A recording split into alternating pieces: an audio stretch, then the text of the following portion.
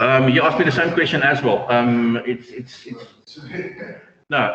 If it doesn't show, it only shows, and it's only available to view if the moderation is completed. Okay.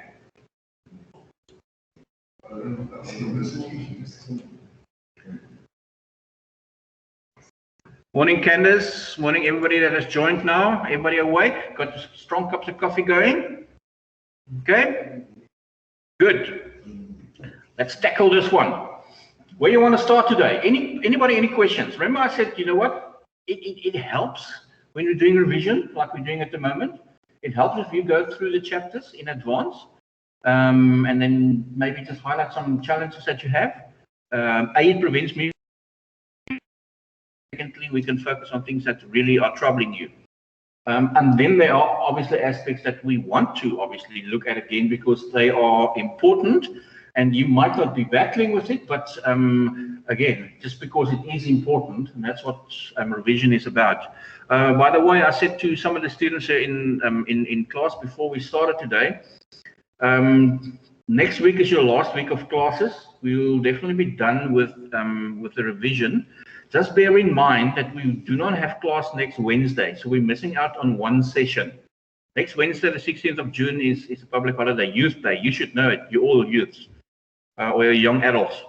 You were youths. Because you were youths, you should know this. Or you're just looking at the calendar and say, oh, thankfully, another off day. No, it shouldn't be. I'm looking like at the calendar like that. Don't worry. The session that we miss, I have in the week of the 21st, the week starting 2 weeks from now, you will be in study leave. That's the week prior to your exams, okay? And I think you all have received the email or the notification. The exam will be, for this module, is on the 28th, but you've got your full timetable as well.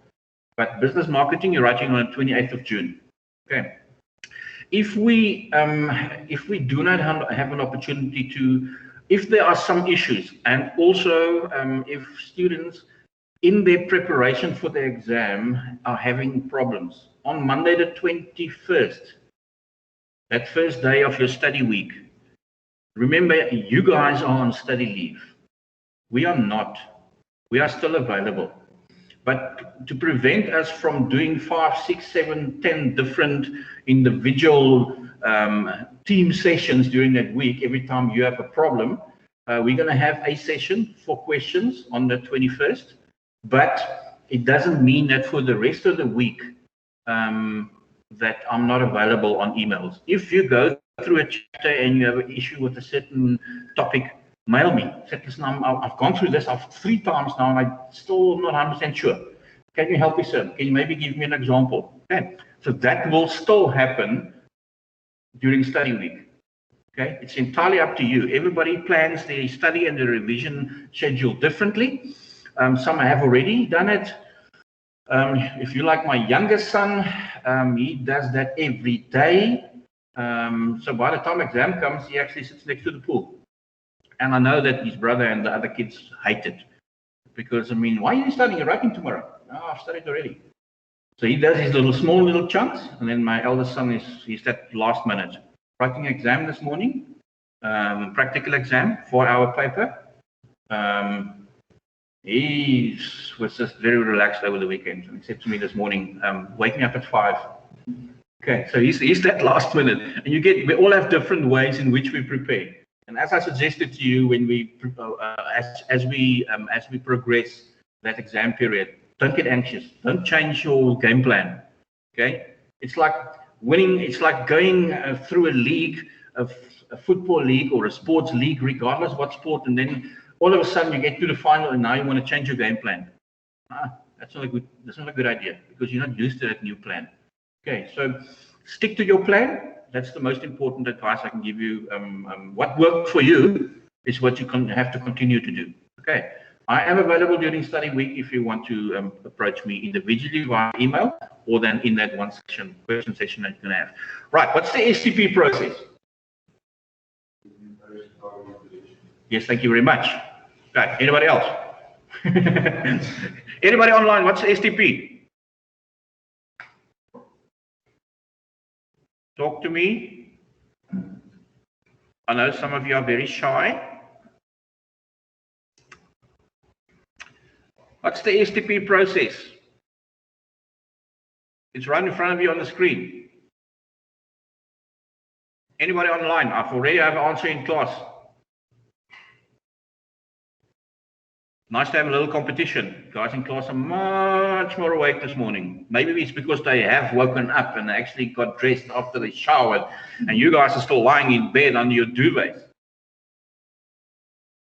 Anybody online? Is there anybody online?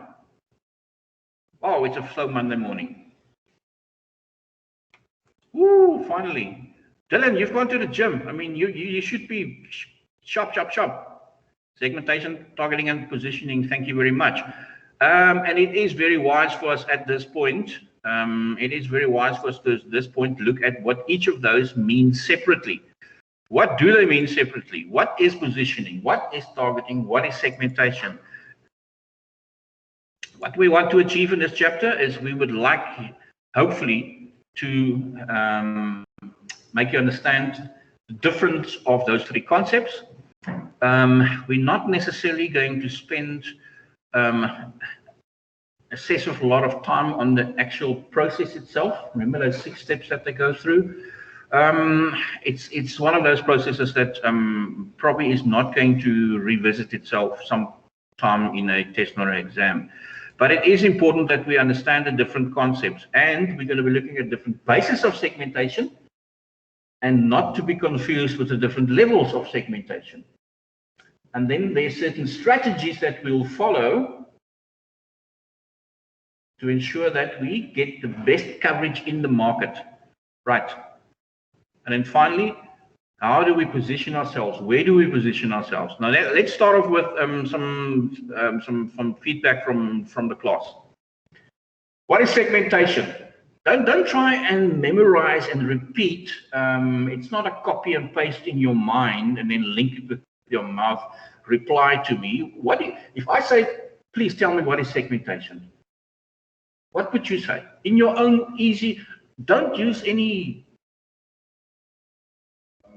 words that you don't understand yourself.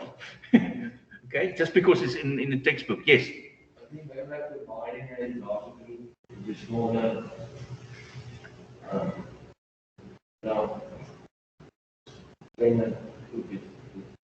You're spot on. In the simplest of terms, as the answer came through in class, and let's see if the guys online have a dividing groups of people into smaller groups with the same perspectives and interests. Thank you very much, Tarquin. Yes, it's pretty much what you said. Take the entire market, everybody that might be interested in buying your product. You don't know who it might be. It could be anybody, right? Remember, we are breaking the market up into segments. We have not decided to target the market yet. So we can not exclude anybody at this stage, because we're not sure. What we are going to do, and that's where the whole process starts. You start with segmentation. So we break the entire big group of people, in this case, consumers, break them up into smaller groups, and each of those smaller groups, how do we group them together? How do we segment them together? We keep those together that have similar patterns of behavior, similar interests, similar characteristics. Okay, because if we keep them together, the chances that if we target them is that everybody in that segment is going to react in the same way. That's why we break the big whole market of consumers that's out there. We break them up into smaller groups. It's more manageable, so we can actually target specific segments. We can focus all our energy on exactly. If you, I'm fascinated by the different cultural, different cultures, and especially I could never understand. I mean, Western society, it's acceptable to have every man as one, every husband as one wife. In some cultures, it's different. I know that they, at the moment, are also considering that to change in South Africa. Okay. Again, if you have 5 wives that you have to satisfy, it's 5 times more work. Okay? Not that women are work. That's what I'm saying. But they're all different, and they all have different needs, and they all have different tastes. The one likes wearing this type of clothes. This one is more sporty. She wants more traditional, branded clothing. So it's a lot of effort, because you have to spread your attention and your resources over all of those. It's similar with people who are in a relationship or maybe even married and they don't have children. It's just the two of them and their specific needs that they have to satisfy. Now, if there's one child, then obviously it's an additional person whose needs we have to consider. If there's two children, if there's three children, it just means that your resources, I'm not just referring to financial resources, that your resources, including finances and time, is spread much wider. And you cannot give devoted attention to a specific individual. It's exactly the same with our markets as well.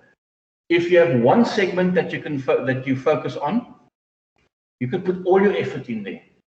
If things don't work out, you can invest a bit more, because you do not have to spread your money over a wider or a range of segments. Do you have a question, or is it part of it, or are we just hanging in there? Okay, good.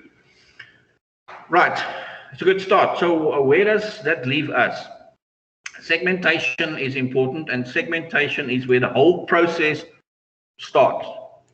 We break that big market up into smaller chunks so we can manage it better. We can manage our resources better.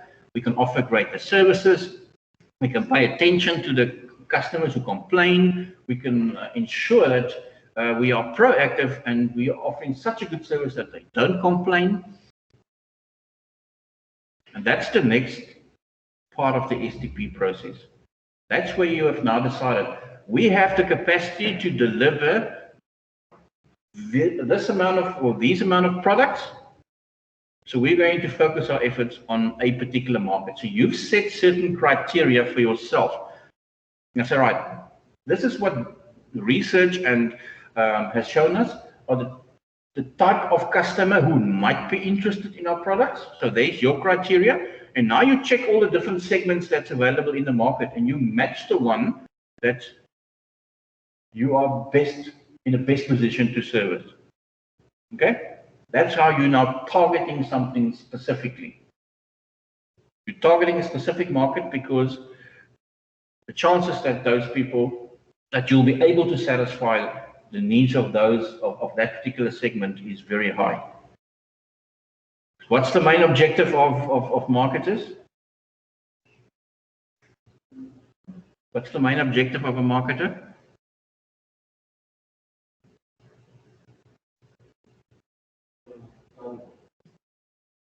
What's our biggest goal as a marketer? What do we want to achieve? Why are we going through all of this? What's the purpose of everything that we do? Yeah, in a bit more refined, a bit more detail. How does that happen? The answer here was to get customers to buy a product. Yes. That's what we want to do. Growing your market share, Tarpon could be a specific objective, but every single individual, all of you are potential marketers. What's the golden rule that you have to remember in marketing? What are you trying to achieve?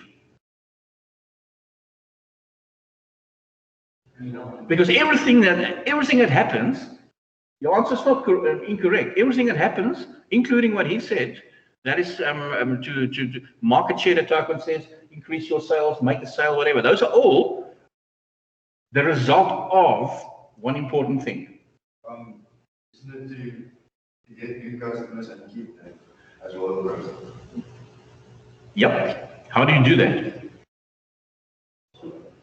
By marketing. Marketing is the combined activities that will result in that. Yes. No, that's part of marketing. That's one of the ways we communicate. What do you want to achieve as a marketer? What's the golden rule? If that happens, everything else happens.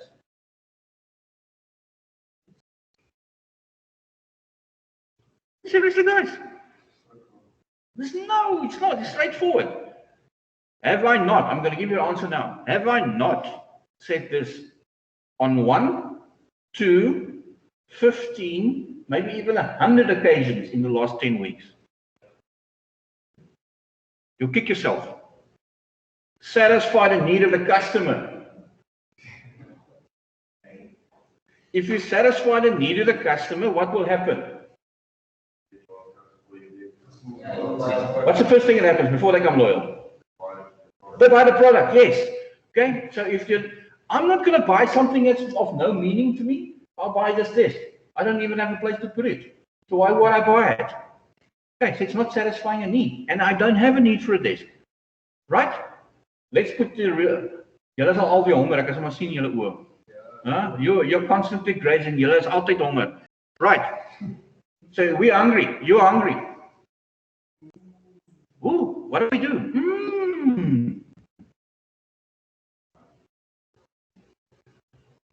Give you an example. I did my national service in the Defence Force. It was still compulsory in 1991. I went to study first and work overseas, so there was a choice. You didn't have to go straight after school. I did it when I was 25 or 26 years old already. Happy meal, Dylan. I like the way you're thinking, but you're actually now annoying a lot of students in class because they will not pay attention for the rest of the session because they're all thinking what they're going to do after this class. Anyway, yes, back to the work. Example, when I did my national service, there's one thing that there's two things that you know about the army. A, you're going to run, and B, the food's never going to be enough. Okay, if you the food's good, it's never enough because you remember your engine is operating way in the red all the time. So you need high octane fuel, and you're not just getting normal 95 octane. Okay, so the engine needs extra boost. Okay, so what I figured out very quickly, and that's maybe because I went and did my national service after I studied and traveled the world a bit. A friend of mine, he was from KZN. I can't remember who he was, but I'm not going to share his name. We decided very early on, there's a gap in the market. So we made friends with somebody working in the kitchen. So what happens is, we know that immediately after a meal, right, morning and lunch and the evening, you're going to get a serious physical. Okay, they're going to make you run. What happens to food when it's in your stomach? It doesn't want to stay there if you're running. What happens if there's no food in your stomach and it hasn't properly gone through your system? You're hungry again. Okay, so we decided we'll make a deal with somebody in the kitchen. So we started making snack witches for people. So around about 8 o'clock at evening, people are, they're starving hungry. Then we start selling snack witches. I paid for, with the money that we made in the first month, we both went on a parachute diving course. So on the weekend, when we were off base, we actually, we got trained and we jumped our first jumps. So we decided we'll make money out of. See, that's what happens. You're always hungry. So I just saw an opportunity there. So if you now said to me, hey, I'm hungry. I'll make a plan. Maybe make a phone call, and then when the class is half finished, then somebody arrives here with a couple of Happy Meals, or you'll be very happy. I promise you will find money. You'll buy. Okay, that's what happens. A need satisfied results in a sale. The way in which I make that sale is going to, in other words, the service, that's going to want me to go back to that business and support them again and buy from them again.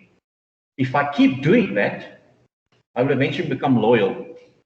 So if somebody says, I'm hungry, let's go get a couple of McDonald's burgers. No. It's got to be KFC. You've become loyal because you have been supporting them. That's what happens. That's when you loyal customer. That's what everything is about. And the way in which we talk to our customers is marketing. All the activities that we do. Once the need is being established, everything that we need to tell, inform the customer of what's available that can help them with their need satisfaction. Maybe persuade them to rather buy from one company and not the other. And also to remind our existing customers. And that's where because we want them to come back and we want them to become loyal. The only way to do that is to keep on reminding them of what we offer. All those combined is what marketing is. And the outcome of marketing is to satisfy that need to your satisfaction. In other words, you get the product that you want to satisfy the need, and for the company to make money. That's the definition of marketing again. See where it revisits itself all the time? I want you to don't just see the chapters as separate chapters. I want you to see how the different chapters fit into that marketing definition. Okay, and we're at that point now that we say, all right, we know that there's customers with needs. And we have a product that can satisfy that need. And we decide which market we are going to target. Okay. Give me an example of a product. Any product. Watches, cars, whatever. Houses, anything. Cricket bats. Now, does everybody play cricket? No. Who are we going to target? You're going to start with cricket players, yes. Young boys. Girls, boys? Left-handers, right-handers? Doesn't matter for the cricket bat. Yes. See, but now also you're thinking maybe I can diversify my business. If somebody's going to buy a bat from me, I've got gloves and I've got pads as well because they need those two to play cricket as well. Now the difference, left and right-handers come in as well. So there's a need for a cricket bat. But who needs a cricket bat? A rugby player? No. A soccer player? No. A golfer? No. A swimmer? No. So you're targeting specific market, right? Give me another example of you're in the business of manufacturing sports equipment, right? Let's say that's our business. The market we are targeting, if we have cricket bats, is people playing cricket. Okay. You might very subtly focus on the parents because they're going to be buying the bats for the youngsters. But there are also adults who play cricket, so they will buy for themselves. Okay.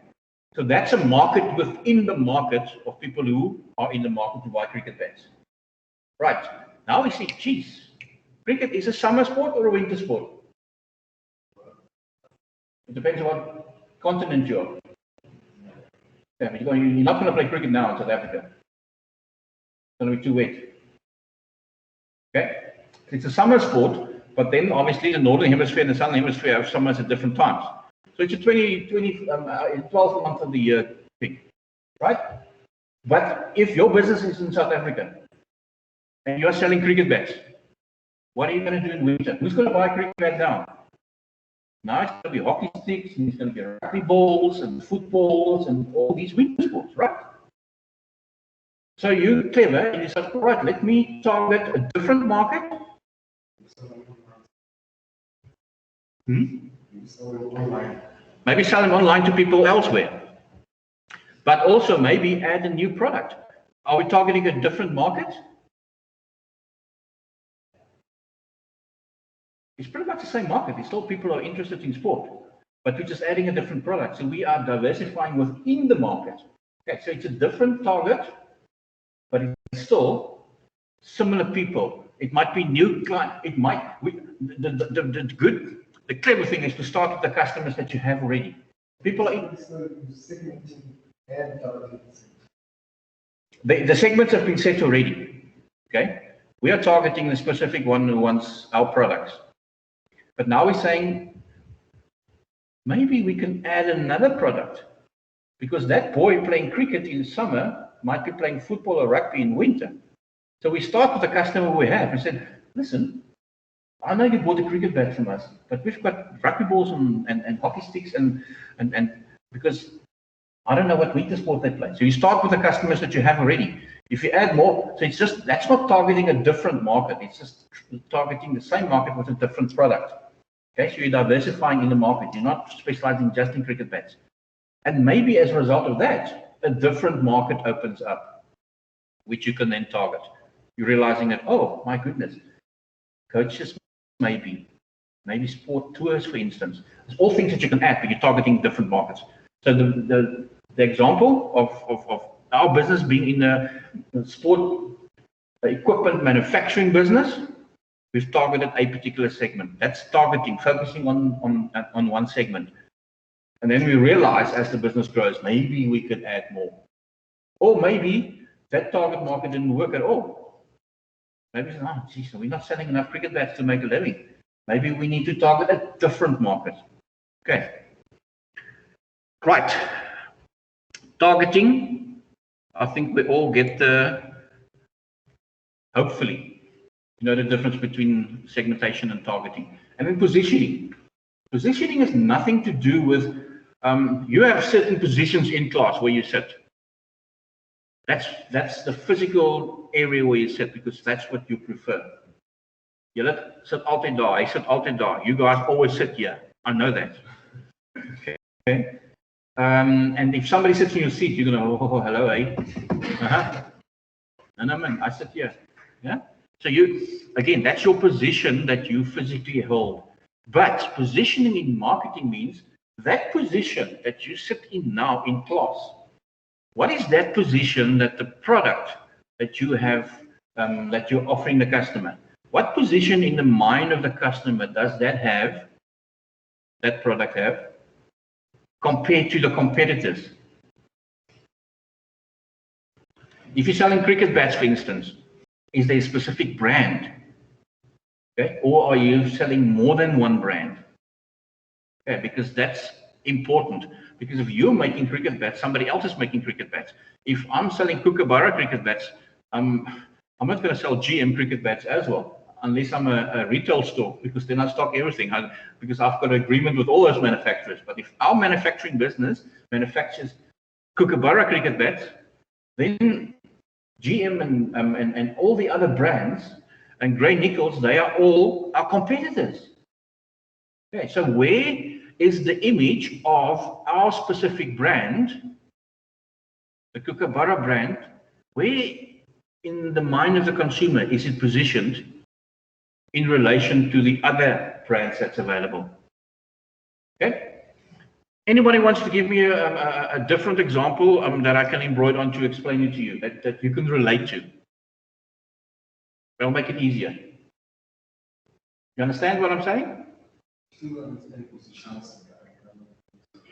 You okay? You okay? With positioning, right? Let's say, for instance, let's take an example, the one that we've had earlier on. You guys are hungry. So we're going to stick with that, and I know Dylan is also being has gone into some trouble to add. He's doing good promotion. Are you getting a cut? Yeah. He's promoting McDonald's. He might be working for McDonald's. Right. Another example, for instance, about positioning. Let's talk about the fast food options available. You're hungry. We just spoke about McDonald's and we saw the image on the screen of McDonald's. If you're hungry, and where would you go? You would go to Steers. Right. In what other options are you aware of? Okay. Steers is your first choice. What's your second choice? Nando's. And then? Right. So out of those three options, you've already told me what your number one is. Now that's the position you want to be in. All those other Nando's as well as KFC, you are aware of, you recognize the brand, the logo, the colors. But if you have to choose between those three, your first choice would be Steers. So Steers holds the #1 position in your mind if you compare those three items and those three brands. Okay. It doesn't mean that you're not going to buy the others. But if given a choice, you're going to go with your first choice. Now, the marketer's job is to try and the business that you are marketing, the product that you are marketing and trying to sell and convince the customer that they must buy.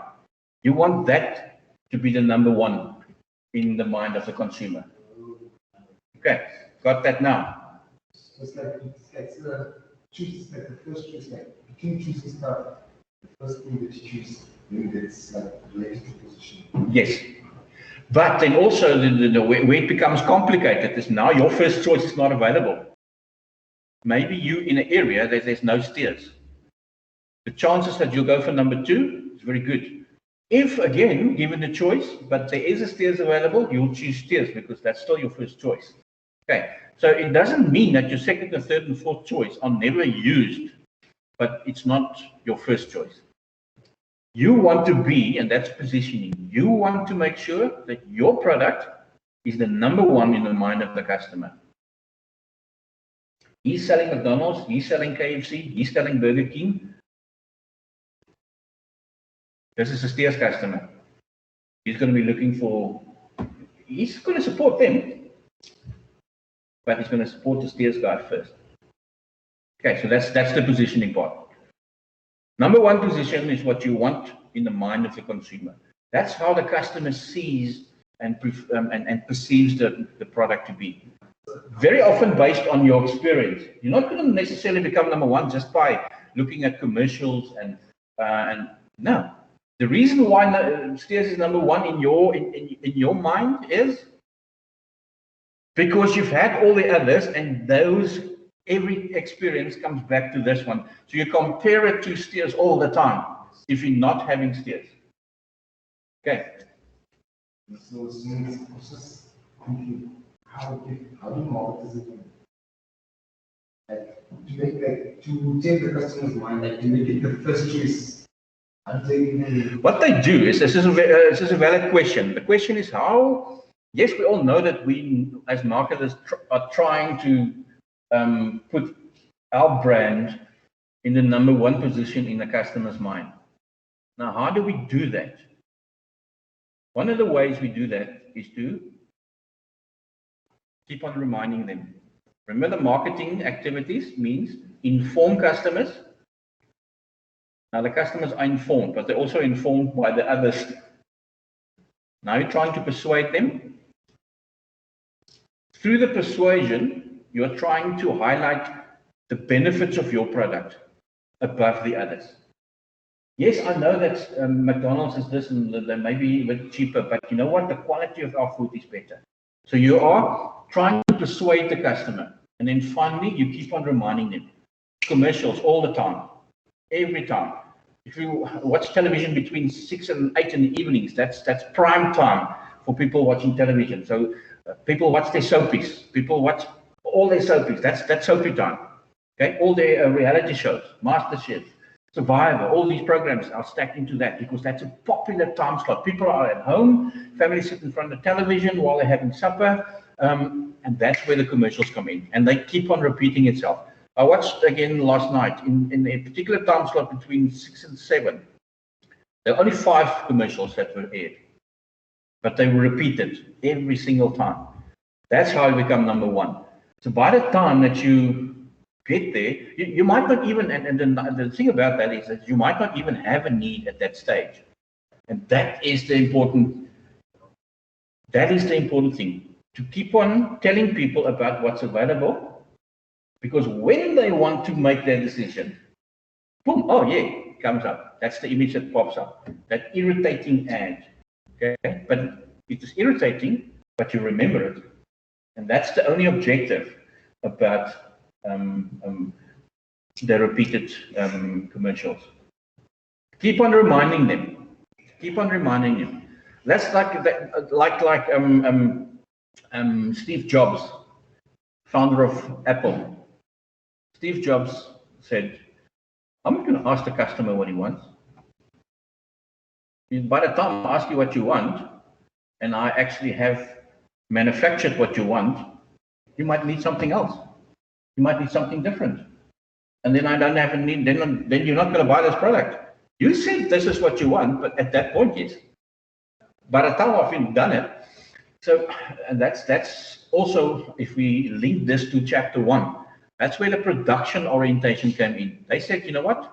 Because customers sometimes change their minds from the time that they said what they want to what they actually buy, let's rather have the product available.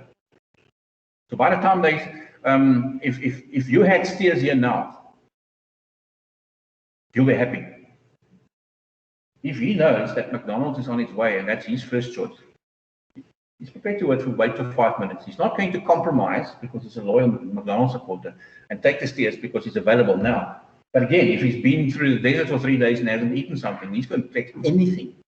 Okay, and then he's not going to say, okay, no, I'll wait 5 more minutes for McDonald's. No, he's going to take the steers because it's right here in front of him now. And that's also something that we have to remember. If the product is there, the customer will buy it because it's there.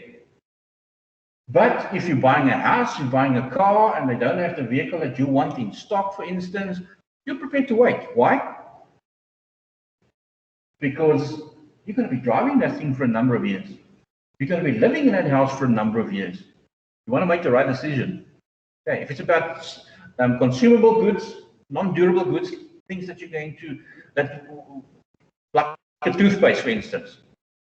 Toothpaste, when it's finished, where to go to the shop, buy a new one. We replace it. Okay, so you're not giving too much thought about that because semantics. 6 is one, half dozen the other, doesn't really matter. Okay, personal choices, preference. I like this taste more than this, but they do the same thing. Okay, but it's not the same if the purchase is more expensive. So the item you're buying is more expensive. You're going to spend more time making a decision, and you are prepared to wait for your number one choice. Okay. Sometimes you don't compromise, and when you're a loyal customer, you do not compromise. You'll go out of your way to get it. Okay. All good with positioning, segmentation, and targeting. Understand the difference between and where they fit in. Okay. Right. What do we do for time? Where's my time? How many? 10. 15 minutes. Easy, easy, easy. Rightio. Let's advance with chapter 5. The levels. Remember I said we've got to differentiate between the levels of segmentation, the basis of segmentation, and then something that is similar, but it's linked to each other, but we only see it and we confuse ourselves sometimes. Yes. Yep. Right, there are different levels of marketing. Mass marketing, segmentation, different levels of segmentation, right? Levels of segmentation, we can decide to go the whole lot. That if you link the mass marketing as a strategy to segment and market, you're probably in a business that uses the production orientation because you are producing for the masses. Okay? It's usually when the differentiation between product A, product B, product C is not a great deal. They're very similar. Okay, a chicken burger at McDonald's and a chicken burger at Nando's and a chicken burger at Steers.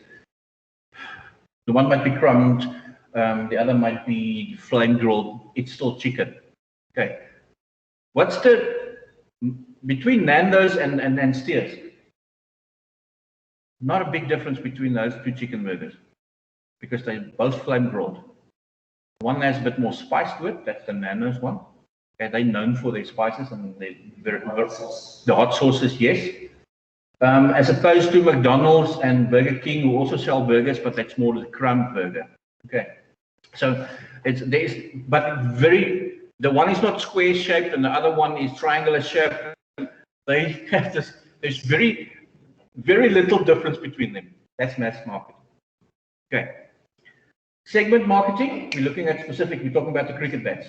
Okay, we've broken up the market. The mass market is broken up into smaller markets and we are targeting one specific one. Or we're targeting different ones. It doesn't have to be one. You don't have to target one segment. You can target more than one. Depends on what you, as a business, what your capacity is, how much you can. Can you do that? Okay. Niche marketing, very specific. Niche marketing and micro marketing, very similar to each other. Very small percentage. It's like a tailor-made suit. Okay. It's wedding dresses. How many women actually buy a used wedding dress that somebody else? No, that was fitted for your body, for what you want it to look like. So it's a very specialized market. Somebody buying a Porsche or a Lamborghini, or you know what? How many Lamborghinis are you going to buy in your life? Hopefully more than one.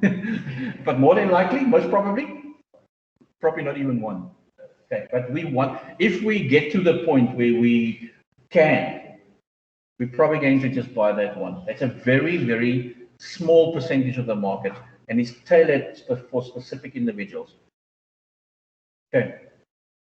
We all would love a Lamborghini, but none of us can afford it. We're not in that segment. Okay. That's the niche market. Right. The next couple of slides actually, just in more detail, explain that what I've just explained to you now. 4 levels of marketing: mass marketing, segment marketing, specialized or niche marketing.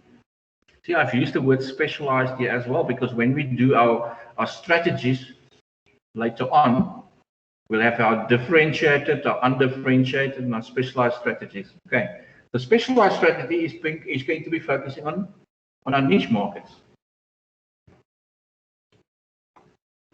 And then we have our micro market, as I said, which is even smaller than our niche market, but very similar. And often people use the same terminology because the difference is so little. Right. STP process, I said to you earlier in the chapter, I'm not rushing through the work, but I'm not going to ask you necessarily the 6 steps in this STP process. I have explained it to you with the example that we used just now. When we differentiated what's segmentation and what is targeting and what is positioning, we actually went through the 6 steps without us even knowing it. If you know that everything starts with segmentation, and then you target, then you will be able to figure out the steps yourself. But for that specific purpose, it wasn't necessary. I didn't find it necessary at all to explain to you the steps, or for you to know the process that well, because you know the process already. Right, now there are certain bases that we use to decide,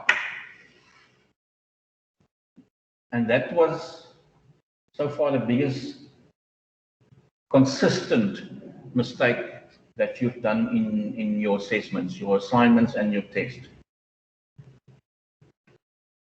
Basis of segmentation as levels of segmentation. We've just done the levels.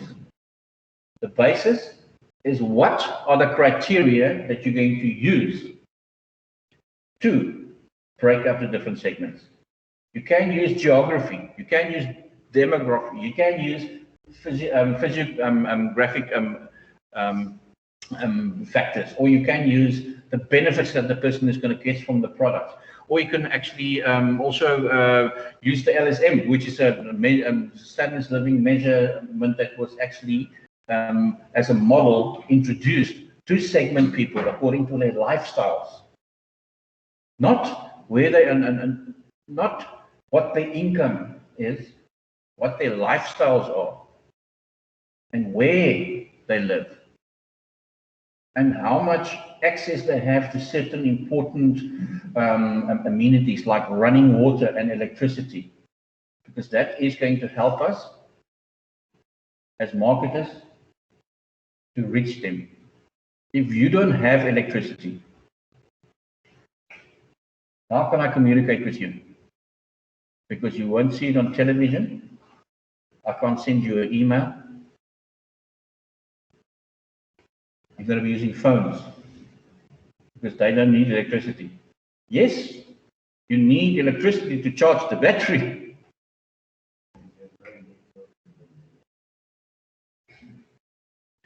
Now during load shedding, they've realized that, so they're working on those generators, that backup generators, to make sure that at least you can still continue. But then you're using your own data. So the fact is, it's important that we know what people's lifestyles are and where they live, and if they have access to these important things, that we can reach them. Remember, I used that example of the people in the rural areas who don't have running water and don't have electricity. But 2/3 of them, 65% of them, had battery-operated radios. So that's a way. You can still reach them through radio commercials, because that's what they use. They don't watch television, they don't have electricity, but they listen to their radio, but battery operated. Okay, so it helps you as a marketer as well, if you understand what the lifestyles are of your consumers or potential consumers. These are the bases that is used. Geographic, we know, where do you live? Is it rural? Is it in the city? Okay. Our demographics, we can focus on a specific market. Within our cricket bat market, we can actually have a different demographic segmentation. We can have males and females. It's still the same, but maybe females, because they generally physically not as strong as the males, they might be using lighter bats, for instance. Okay. They are not as tall as men in general. They are shorter human beings than males. Therefore, we might have a different length bat, for instance. Okay, so we're using demographics, in this case, the gender, but we can also use age.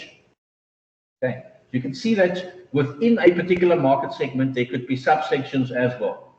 The subsections is very often based on the demographics. Okay. How's the time doing? We good? Right, I'm going to finish with this and then wrap up on Wednesday when we look at the different strategies, okay, to cover the market. Right, now we have our levels of, can you still quickly tell me the 4 levels? Yes? Niche and micro. Got it. Now, any 5 basis of segmentation. Anybody? Yes? Yes? Yes, canvas, nice. Yes? Benefits, yep. What's the last one we did? Yes? LSM, yep. Good. All right, so we're there. Now that we know that, how do we decide? In other words, how do we evaluate our target segments? We use 4 criteria. Accessibility.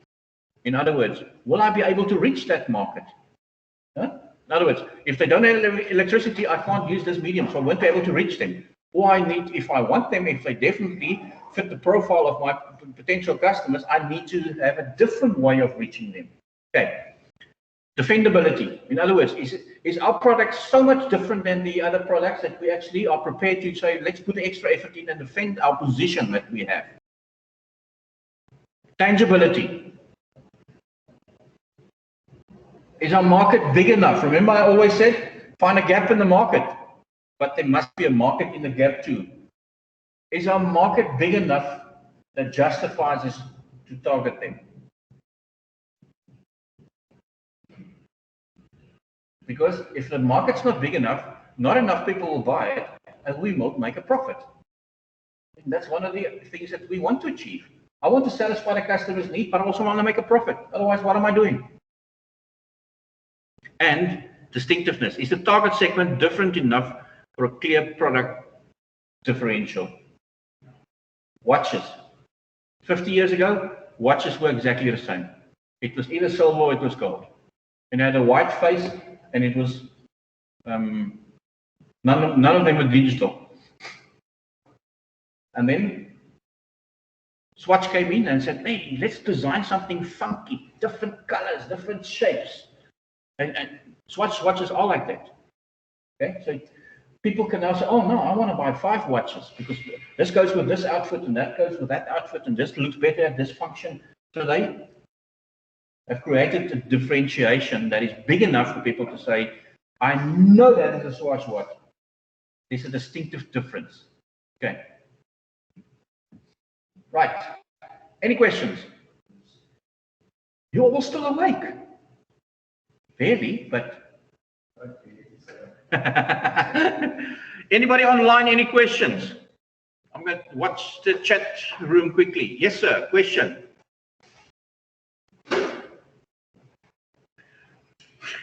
Misinterpreted that one. Thanks, Candice. Candice doesn't have a question. Anybody else have a question?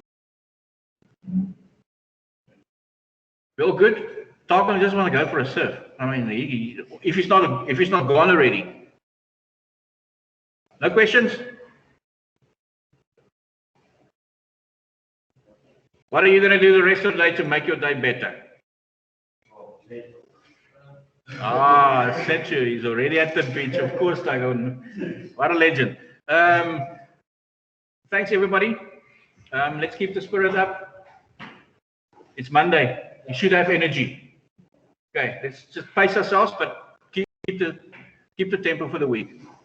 Oh, there we go. Somebody that says Dylan, the majority of students in this class this is what they're going to do for the rest of the day to make a difference. Thanks, everybody. Enjoy your day. We'll chat again on Wednesday morning, okay? A pleasure.